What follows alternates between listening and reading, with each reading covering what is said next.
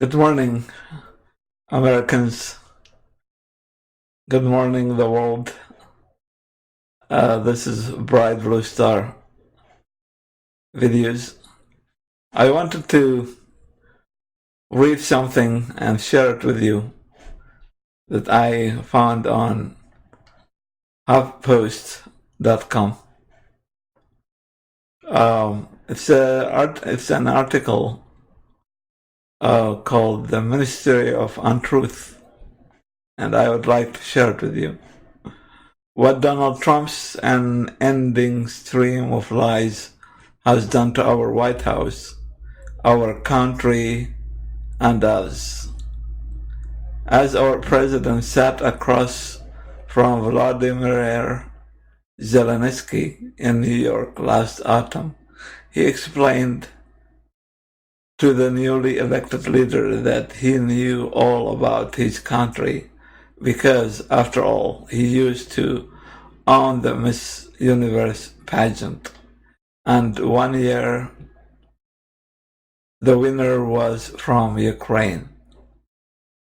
We got to know the country very well in a lot of different ways, Donald Trump said. It was unsurprisingly completely false. Miss Ukraine had never won the Miss Universe title in the pageant's 66 years history, including the 20 that Trump had owned it. Equally unsurprisingly, the lie went largely unnoticed and uncared about in the flood of falsehoods that gush from Trump's mouth and Twitter feed most every day. Something like this lacked anywhere near the heft to make a splash. Indeed, on that day, during his United Nations General Assembly visit, Trump also claimed we have created the greatest economy in history of our country.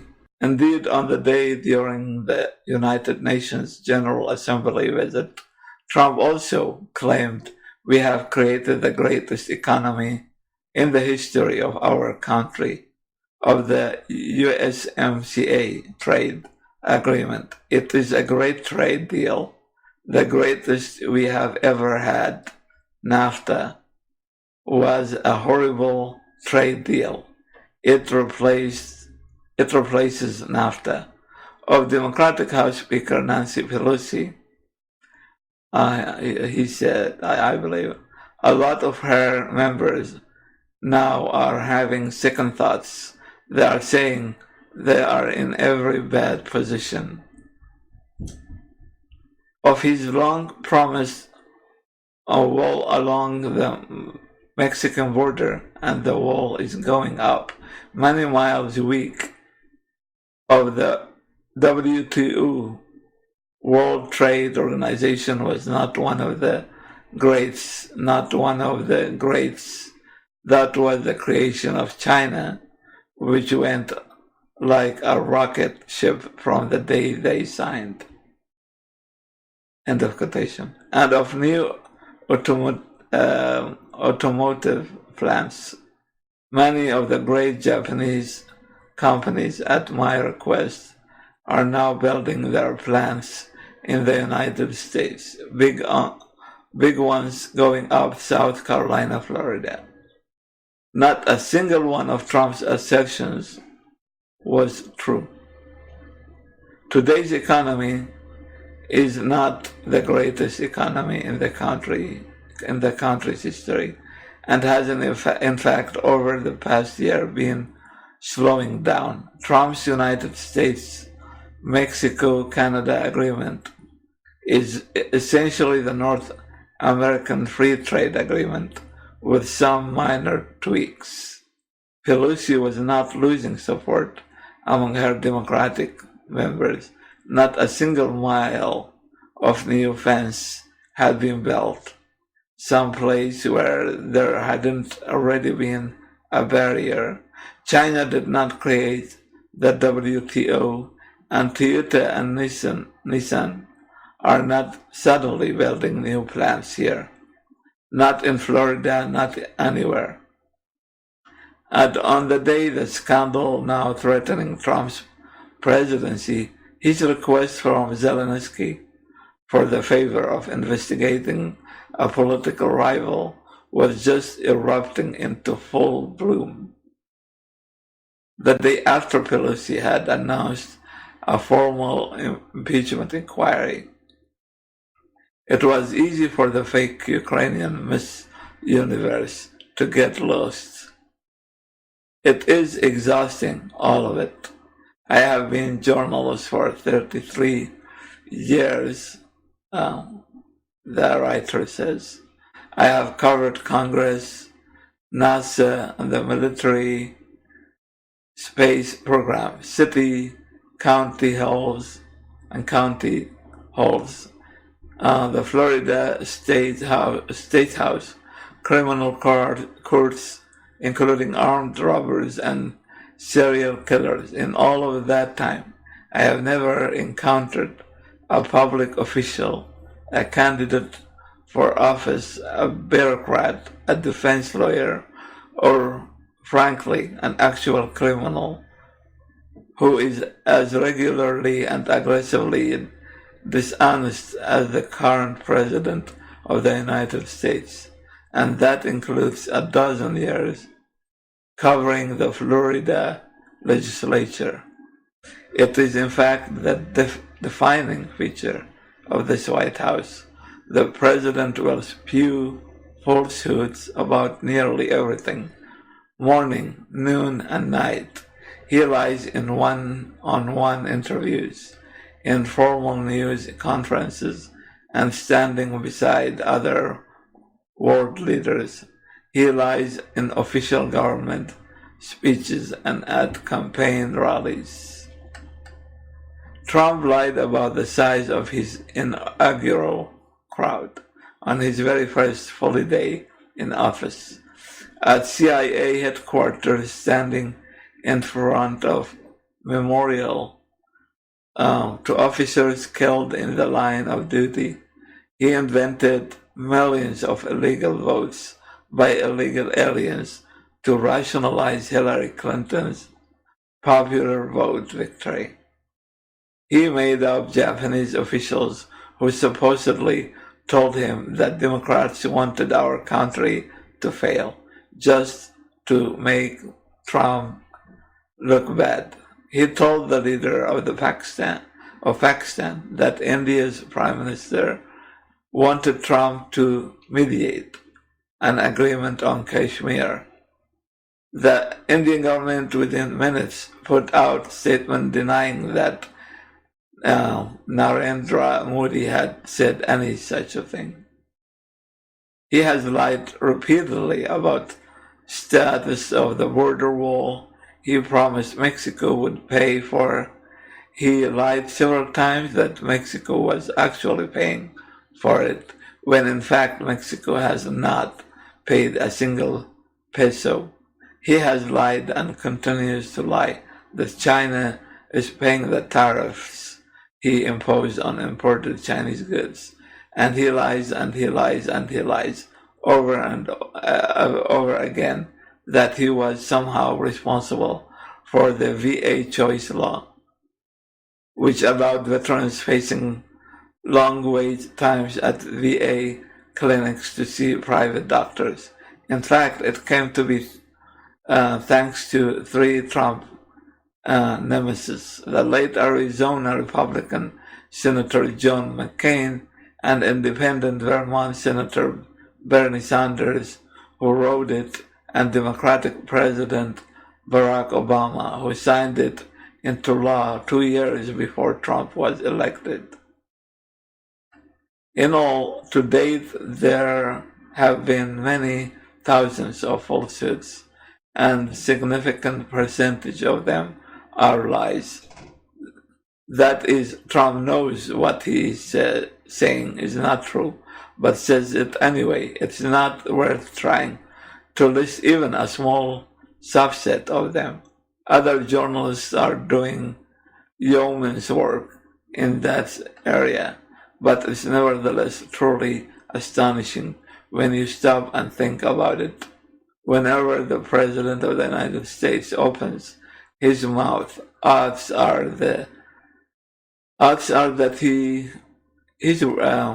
the words that tumble forth are false. Whenever the erstwhile leader of the free world puts his thumbs to his iPhone keypad, it's more likely than not that the assertions that pop up on social media moments later are an exaggeration or a random fabrication or a dramatic embellishment or a deliberate lie.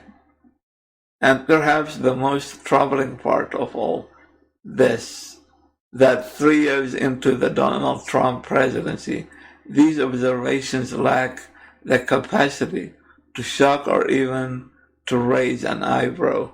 It is no longer newsworthy that the person leading the world's most powerful nation, commanding the most destructive arsenal in human history, is untrustworthy to his core. It is simply where we are today.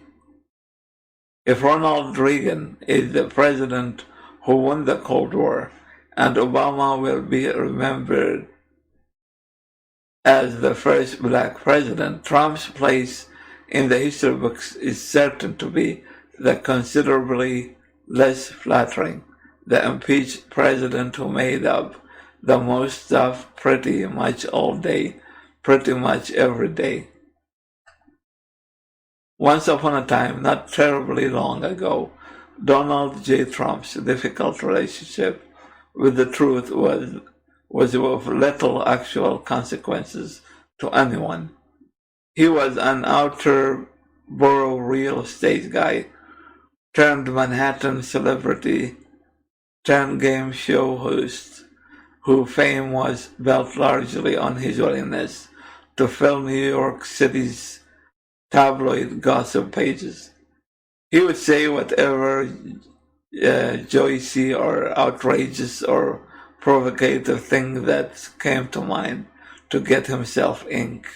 It mattered not at all whether he was truly sleeping with a particular supermodel as his model of spokesman, alias would claim, or if a member of the royal family was really moving into one of his properties, except perhaps to the writer struggling to fill those remaining column inches by deadline. That all changed in May 2016, when he became the presumptive presidential nominee for one of the two major American political parties. Overnight, his utterances became deeply significant. Every syllable poured over both in America, where many until that point had not paid much attention to him, and more so in capital cities the world over, even if it didn't appreciate it or care. 3.5 years later, pretty much everyone on the planet paying even the least bit of attention understands that when it comes to assertions of fact from the American president, there is good reason to take them with a healthy dose of skepticism, several healthy doses, in fact. And because Donald Trump demands loyalty, both in words and deeds, indeed, expecting behavior that tends to normalize his own, that caveat became necessary early for just about everyone who works at the White House, as well as the political appointees across executive branch agencies. Which bring us today. Which brings us to today. The president faces removal from office for withholding hundreds of millions of dollars of congressionally approved military aid to coerce a foreign leader into helping Trump's own re-election campaign. He is simultaneously embracing a go-it-alone escalation with Iran that could easily blossom into a full-on war. Regarding Ukraine, there are a great number of facts out there, but from witness testimony and documents corroborating the accusations against him, and on Iran there seem to be few facts backing up his claims that it was preparing imminent attacks against the United States. But here I would say I was happy that Trump killed Soleimani. Yeah. Something Americans should have done a long time ago. Back to going over our article. To survive a Senate trial and win re-election later this year, the president needs a substantial plurality of Americans to ignore all of that and instead accept Trump's word. Based on his track record, there is zero reason for anyone to do so. Zero. On an Air Force One flight back to Washington after the Louisiana outing last spring, House Republican wife Steve Scalise couldn't help but chortle as he recounted all of the absurdities sprinkled into Trump's remark earlier that day. Windmills cause cancer. Dead birds. That's what Trump says. Trump, as is his wont, had been rallying on about another of his nemesis, wind turbines, and how they are unreliable for watching television because what if the wind dies? How they are spinning blades kill birds, and especially, for some reason, bald eagles.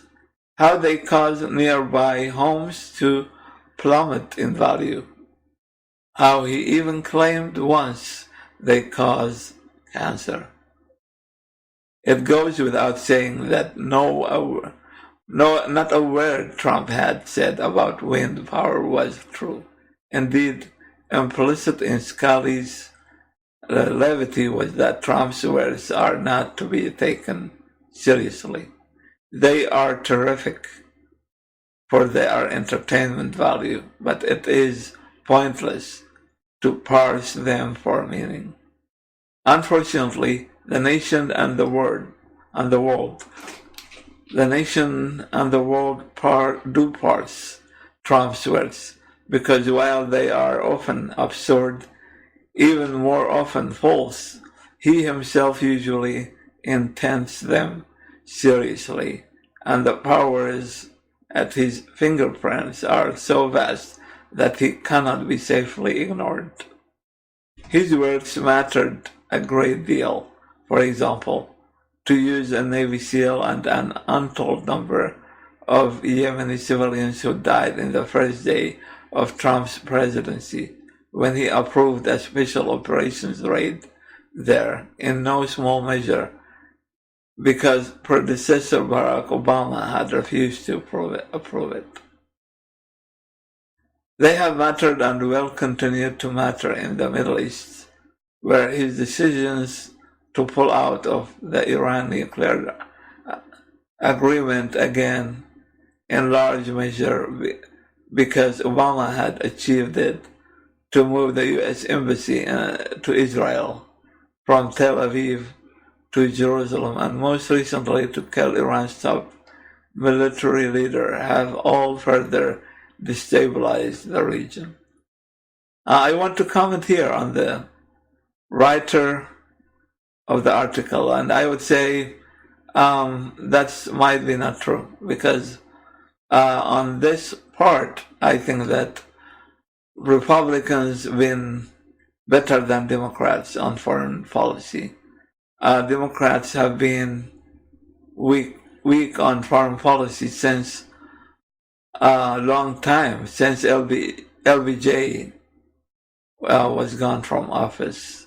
Until now, the Democrats have been weak, because actually the more weaker we are on foreign policy, the more the terrorists or regimes that sponsor terrorists and terrorism will get more powerful and encouraged to move forward. Let's keep reading. And they have certainly mattered to farmers in the American Midwest, whose livelihoods have been crushed because Trump's trade war with China wrecked a market they had spent decades nurturing. Each of these decisions had been telegraphed for months or years, along with outlandish claims of his military acumen, his foreign policy expertise, and his mastery of international trade, claims that have turned out to be entirely specious.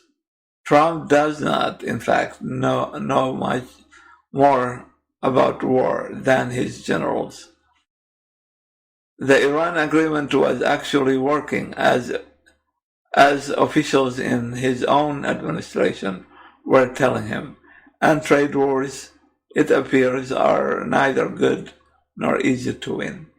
More so than any previous administration in modern times, Donald Trump and his White House are eager and willing to disseminate false information to advance an agenda that seems to have no other goal than to secure Trump's second term. The examples are legion. Trump and his staff claim that drug prices are coming down, that air quality is the best in the world, that the southern border wall is rapidly getting built, that the military is suddenly bristling with hundreds of brand new airplanes and ships, that jobs are pouring back into the country from overseas. A conference call the White House staged last summer was beyond Orwellian. The former coal lobbyist Trump had put in charge of Environmental Protection Agency was literally giving his boss credit for environmental progress made under President Richard Nixon, Gerald Ford, Jimmy Carter, George W. Bush, Bill Clinton, and Barack Obama. We had truly entered the upside-down world. This happens so often on so many fronts that become numbing. We simply get used to the nonsense and shrug. Perhaps that is the intended goal. Progressives excoriate and conservatives praise the policies that Trump has put into place, from rolling back environmental regulation to installing Federalist Society judges to signing a tax cut that disproportionately helps the richest. Trump has indeed done those things, but most of it, not all, have come from any Republican president from that 2016 field. What Trump has brought uniquely is more consequential long term. He has destroyed the credibility of the United States government, both at home and abroad. And while Scalise and other Republicans like to pretend that doesn't really matter. It does immensely. The only time NATO's mutual defense provision has ever been triggered in its 70 years history was when we, the United States of America, were attacked on September 11, 2001.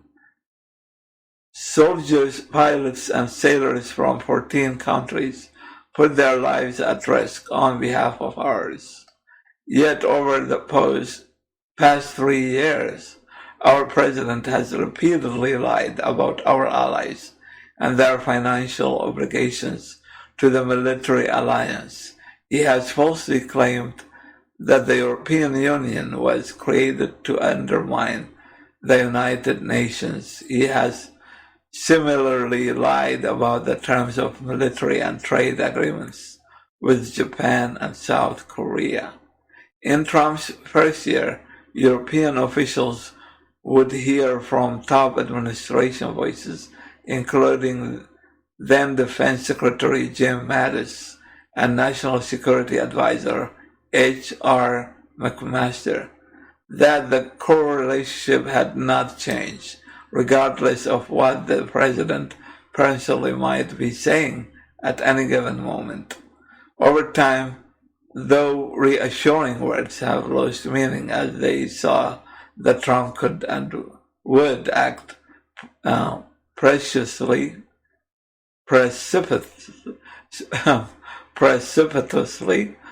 such as his announcement to abandon the Kurds in Syria, who had done much of the fighting and bleeding and dying for America in the fight against ISIS, to the mercies of Turkey's strongman, Recep Erdogan.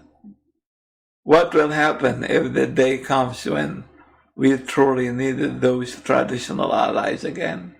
How will they trust us? Why should they trust us? Of course, what might happen in some future overseas crisis, even one as looming and as plausible as a war with Iran, is hypothetical that for a variety of reasons will not alarm many Americans. A far more worrisome example of the Trump White House toxic mix of recklessness and mendacity already took place right here at home just a few months back. On September 1st at 10:21 a.m.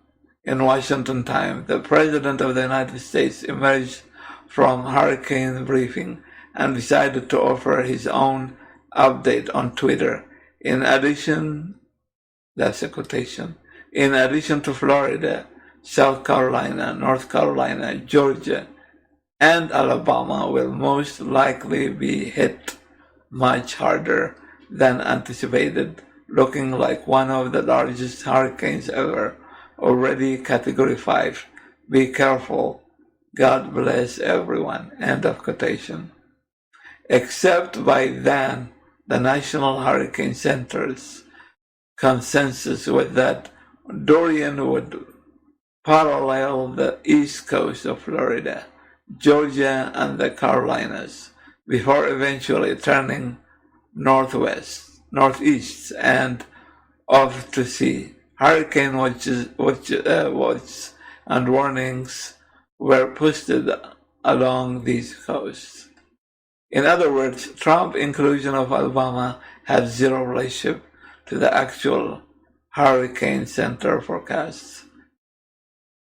To appreciate why what happened next was so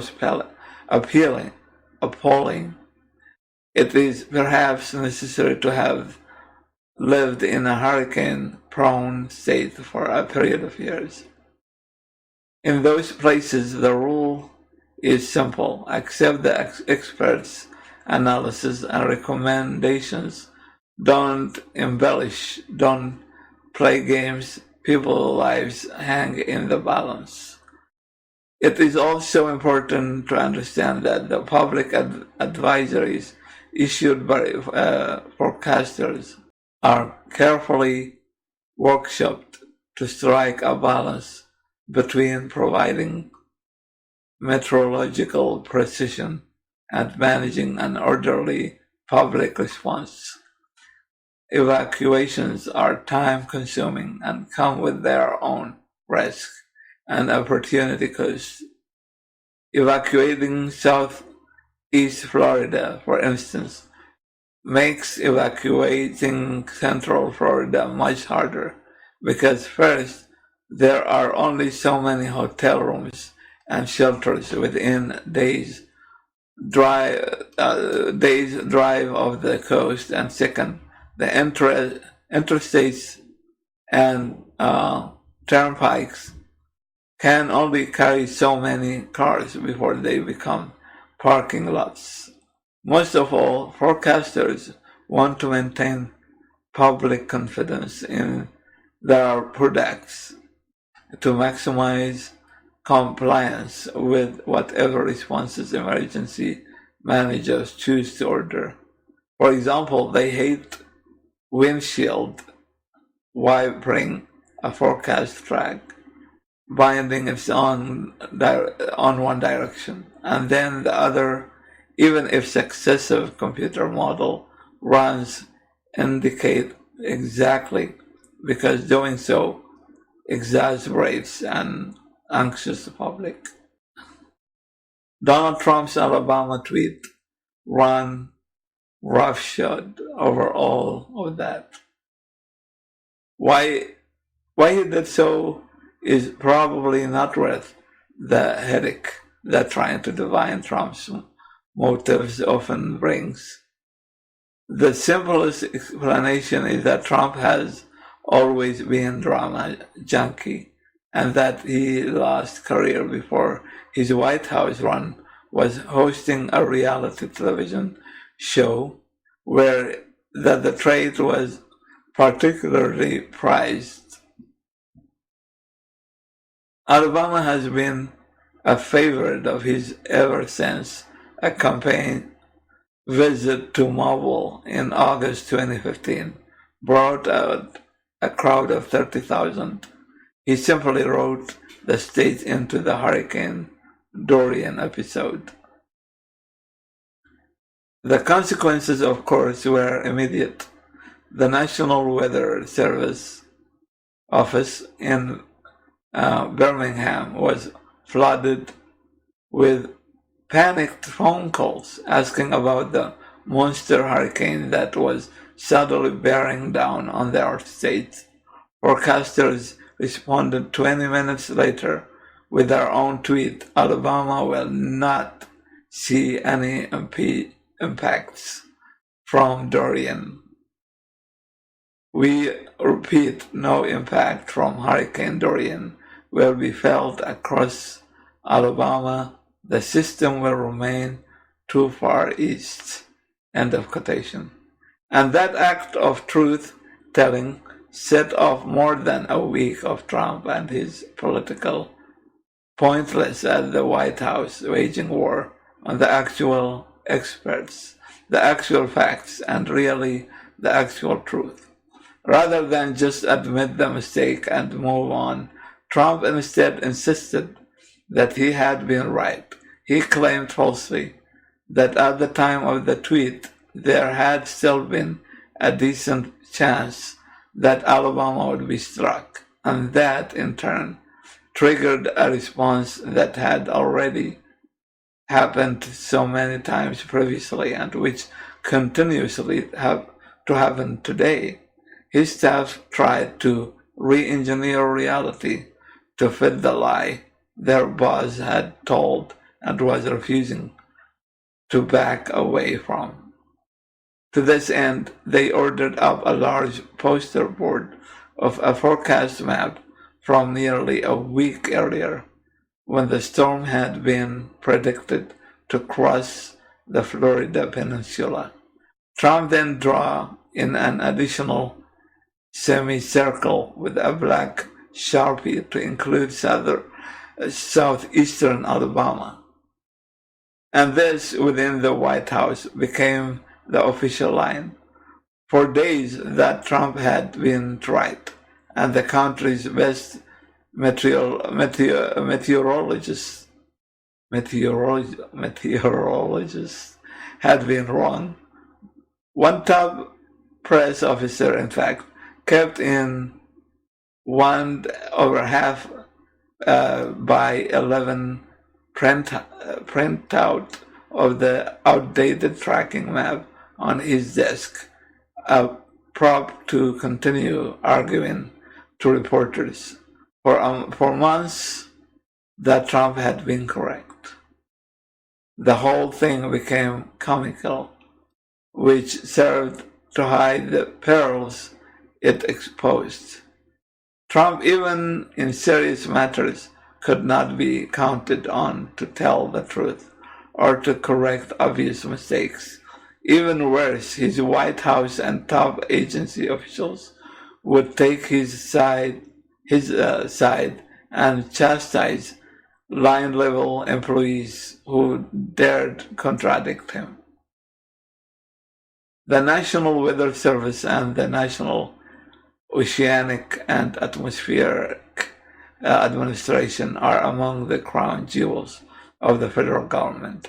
Islands of quiet competence, regardless of the political winds of the moment. Trump's childishness drew them both into the churning chaos that constantly surrounds him. On September 6, NOAA headquarters released a statement, unsigned but presumably a political appointee, backing up Trump and scolding the Birmingham office. That in turn drew a chorus of condemnation from a top scientist and career staff. It was a mess generated for no good reason at all.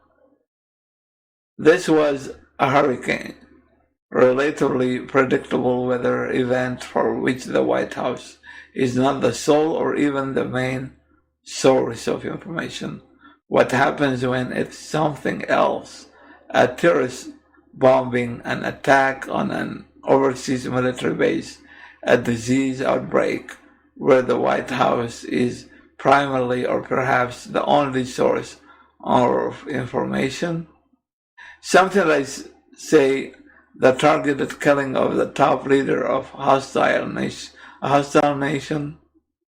As Trump made this honesty principle feature his White House, he had an unwitting accomplice, the White House press corps itself. Yeah. Part of this was inevitable, at least in the beginning. Journalists generally assume that someone is telling the truth when they talk to us, and Trump and his staff were afforded that same benefit of the doubt. Now, arguably, given his decades-long history as fabulous, recall that he used to dial up a gossip columnist and identifying himself as John Barron or John Miller, tried to plant fake stories about his sexual and business conquests. Perhaps Trump should not have been trusted from the outset. But there was a nation, pushed strongly by national Republican leaders, that Trump would grow into the job, that the responsibility of the office would weigh on his shoulders, and that he would finally act like an adult. Of course, that did not happen.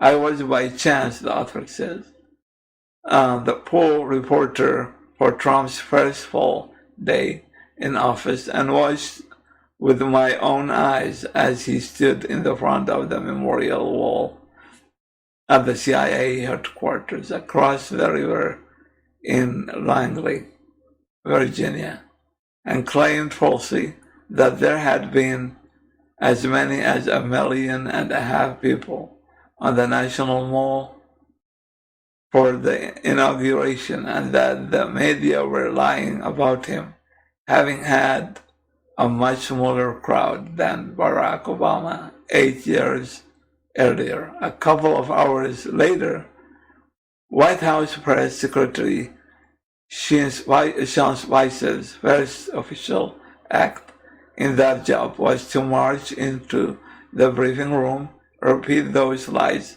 and then march out. The barrage of near-daily dishonesties that followed helped swept away that deep-seated aversion that most journalists, including this one, had to using the word lie in print and on the air. The likelihood of turning off some in the audience with such charged term aside, there was the definitional problem. A lie means that the purported liar knows what he is saying is false at the moment that he says it. On a real-time basis, of course, that's nearly impossible to prove. How can we know what is going through people's heads as they say things? As the weeks and months passed, though, we began to see that Trump had, in fact, time after time, been given accurate information about topics as silly as to whether Ronald Reagan had won Wisconsin, he had to as consequential as to whether China was paying the tariffs Trump had imposed. They were not. Yet he had continued to make the false claims anyway. This eventually led to more and more news organizations getting past their reticence. I know, some words are strange. Reticence and calling Trump a liar as warranted. Unfortunately, other more deeply rooted factors remain that have served to make this president's relationship with the truth seem to reside within a band of normal, when in reality it is an extreme outlier. And instead of pointing out the casual lies coming from administration as they happen, too many members of the press corps just put the lie out there as news. The president said X in the headline rather than the president lied about X, or more accurately, the president lied about X again. As a former Associated Press reporter versed in the responsibility of providing just the facts coverage, I appreciate that there are times our jobs require that we act as stenographers. As someone who has covered Trump from the day he rode down his escalator, I appreciate that this approach does our audience an enormous disservice. Yet it remains a staple of far too much White House coverage. Some of this is a function of journalists too young and too inexperienced to understand that Trump's behavior is not merely unusual, but aberrant and dangerous to a self-governing society. Once upon a time, covering the White House was a mid or late career assignment. Reporters making their way there would have spent decades covering school boards, county commissions, criminal courts, state houses, Congress, the Pentagon, the State Department, all of which provided a solid foundation for understanding the functioning of American government and the players who make it work. Today, the White House press corps is radically different. Many reporters had covered just a few or even just one political campaign before their White House assignments. They would be hard pressed to explain ad valorem taxation, or how a bond issue works, or statewide school funding, or how bond issue works, or statewide school funding formulas. This is one reason, for example, that when 2016 candidates vowed to eliminate Common Core educational standards and bring decision to local school boards, too many of the reporters covering them just scribbled it all down, rather than ask the candidates what they meant, given that schools are already controlled by local boards. In fairness, this isn't completely their fault. The recession of 2008 and 2009 wreaked havoc on the news business, which made wholesale cuts of higher salaried journalists, which is to say those with a decade or more of experience. So this resulted in press corps, national and Washington, for younger and greener than prior to the recession, while the industry itself morphed to keep up with internet and social media.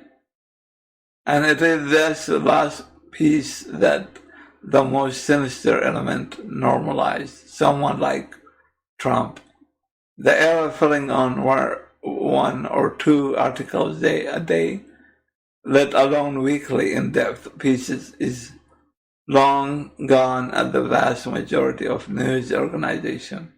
Some new media outlets have quota of 5 or 6 blind items a day.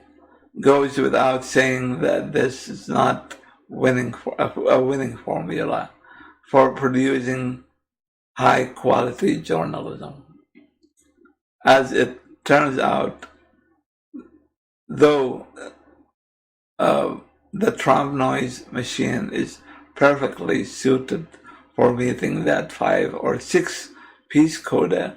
Indeed, between the morning tweets and the random comments at Oval Office photo opportunities, cabinet meeting preambles, and shouting sessions on South Lawn beside the idling jet turbines of Marine One, Donald Trump generated enough fresh materials for a dozen, sometimes 24 pieces of content each and every day.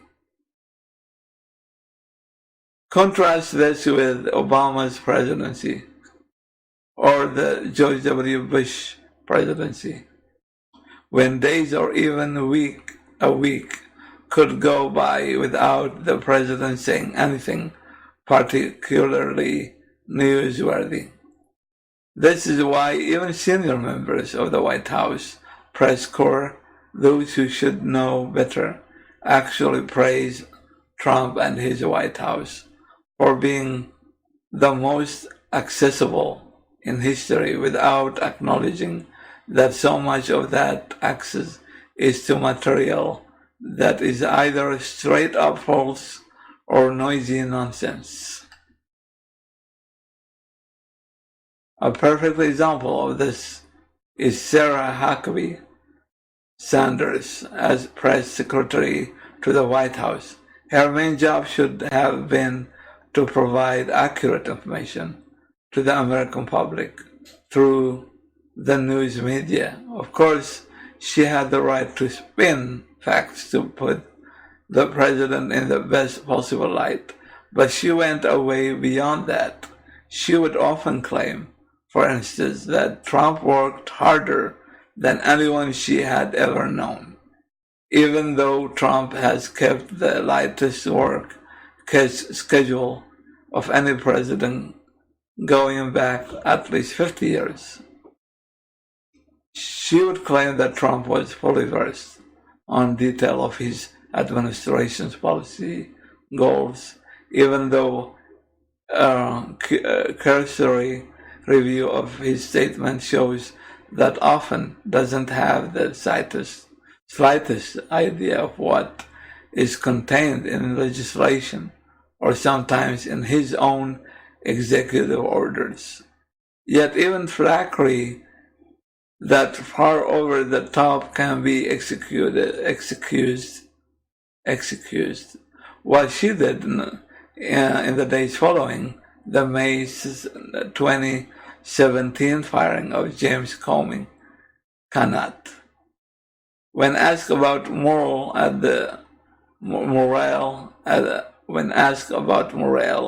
FBI after Trump dismissed their director in hopes of the blocking an investigation into his campaign, Sanders said that she personally had heard from countless members of the FBI in support of the firing. When asked a follow-up the next day about how many countless might mean exactly, she said, "I have heard from a large number of individuals that work at the FBI that said they are very happy with the president's decision." As it turned out, all that was a lie, not just a small lie, but invented out of whole cloth for the sole purpose of destroying someone's reputation. This came out in simple matter-of-fact prose in Special Counsel Robert Mueller's report nearly 2 years later. From that day forward, Sanders should have been treated as if she were wearing a giant scarlet L, and no journalist should have trusted a word she said again. Instead, months later, when she stepped down, all was apparently forgiven. 2 members of the White House Correspondents Association Board even hosted a farewell party for her. This will come a day when Donald Trump is no longer president. Perhaps that's a year from now, perhaps 5 years, or in the off chance an unforeseen turn ends in his removal or resignation, perhaps just weeks or months. In any case, his departure from the White House will bring serious reckoning of what we as Americans will tolerate from our top elected official. After Richard Nixon, the nation came to consensus that what had happened was not at all good and introduced institutional safeguards to try to prevent it from happening again.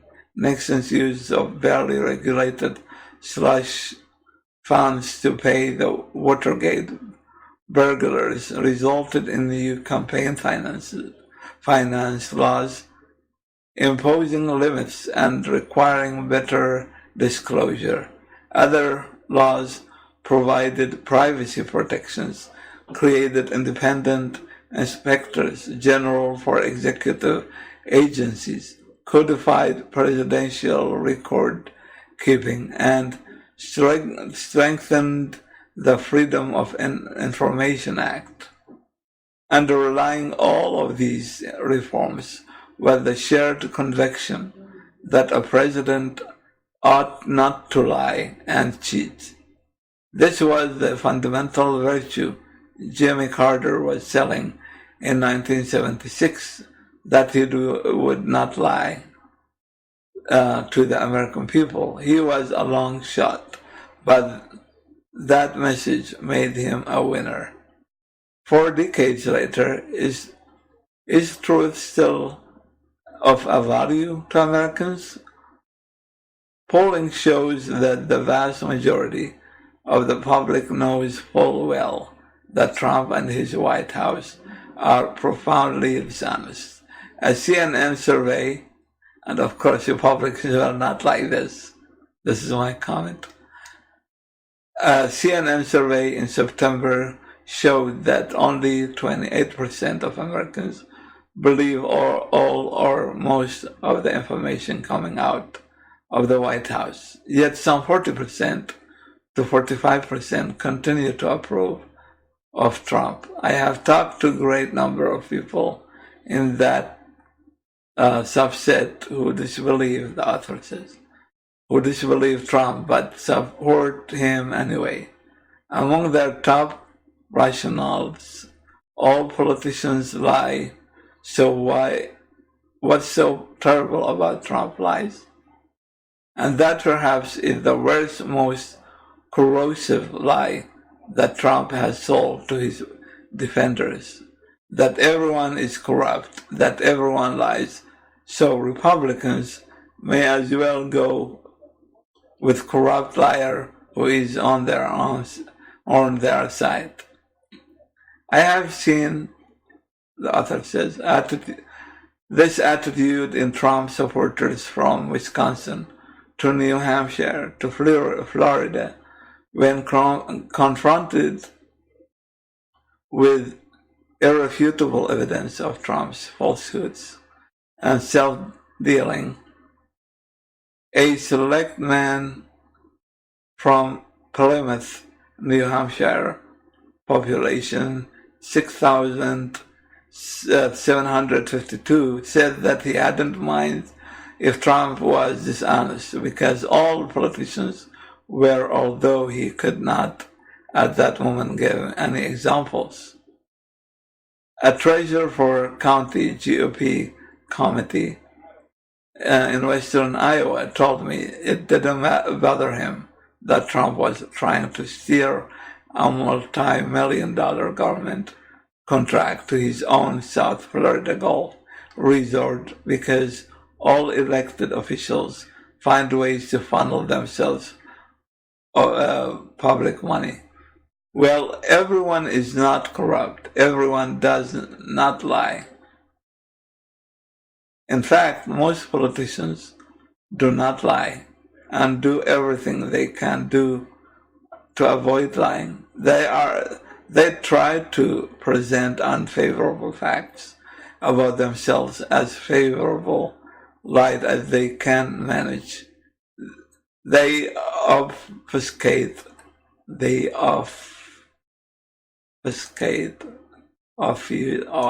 is so.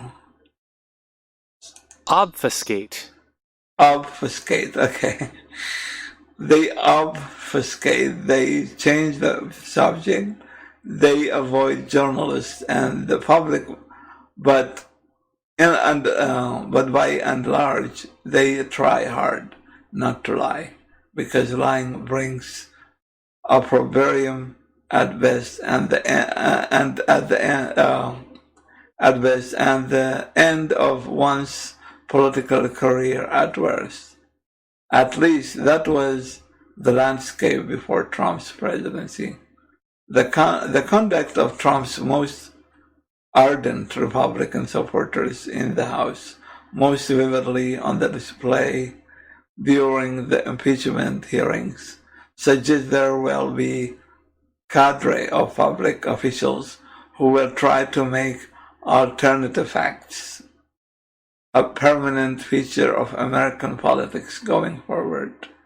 It's hard to overstate how dangerous this would be. The revelation that Nixon had lied about something big and important led to his downfall when a substantial slice of voters in his own party decided that such conduct was unacceptable. 46 years later, with an analogous set of facts already in public domain, that Trump tried to cheat his way to victory in his re-election, Republican voters appear to be giving Trump a pass, seeming to embrace and instead a series of lies, nonsensical on their face. How does self-government survive when a significant number of participants simply refuse to accept facts because they are harmful to the leader who panders to their prejudices? In astrophysics, there is a maxim that gravity always wins in the end. After the strong and weak nuclear forces are spent, after all the photons have scattered and dissipated, gravity will remain and will inexorably make its presence felt. So it is in the world of the everyday. Facts can be ignored, but cannot be willed away. Calling climate change a hoax will not prevent Miami and Norfolk and Annapolis from flooding every spring tide. Claiming that North Korea's Kim Jong-un is no longer interested in nuclear weapons does not, as it turns out, actually make it so. Yet if truth is to win post-Trump, it will have to be the American public that makes it so. Average citizens, those who do not spend hours each day monitoring cable news and Twitter, will have to decide that lying is unacceptable in our governance. Those entrusted with the public's money and the public's well-being have core obligation to provide that public the truth. The news media cannot lead the way in this. News is a business, and in business, the customer is always right. If the customer in this case prefers to hear lies that match up with his fears and preconceptions, there are plenty of media outlets willing to offer that service. The question Americans need to ask themselves is do we have the right to accurate information from our White House or not? Would we permit an elected small town mayor to lie this frequently about town businesses? How about a school board chair? In hindsight, it is easy to understand why the fake Ukrainian Miss Universe winner was so easy to miss in September 25 photo opportunity. In those 17 minutes, Trump claimed falsely that he had not pressured the new Ukrainian president into investigating Joe and Hunter Biden, even though the call memo of that phone conversation from 2 months earlier made clear that he had done precisely that. He claimed that other European countries were not helping Ukraine as much as the United States was, when the opposite is true. He defended his lawyer Rudy Giuliani's efforts to push the debunked conspiracy theory that Russia had not helped Trump win the 2016 election and that Ukraine had framed Russia by planting fake evidence. He repeated his frequent but untrue claim that China had given Hunter Biden $1.5 billion. And squeezed in there among all the lies was a statement to Volodymyr Zelensky that could almost qualify as policy declaration, asked by Zelensky for help getting Crimea back from Russia Trump essentially washed his hands of the matter, saying the invasion and the annexation had happened under predecessor Barack Obama. It's just one of those things, and urging Zelensky to work with Russian leader Vladimir Putin. You have really made some progress with Russia, Trump told him. Just keep it going. End of quotation. The pained expression on Zelensky's face through most of the session said it all. Correcting Trump about the Miss Universe pageant was the last his worries or ours. See you in the next episode.